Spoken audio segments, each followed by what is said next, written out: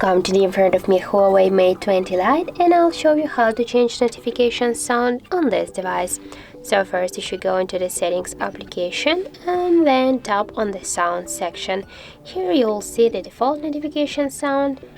Now we got selected, we have no selected sound, so we'll switch it to the one from these notifications. As can you see, we got here a lot of default notification sounds, and here also you can tap on the music on storage, and as can you see, we got here the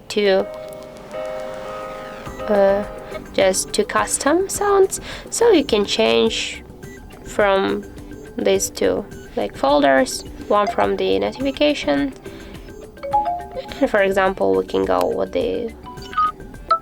this one with the letter, and just to set the new notification sound, tap here on the right upper corner to OK, and as can you see here we got the changed notification sound to the letter one.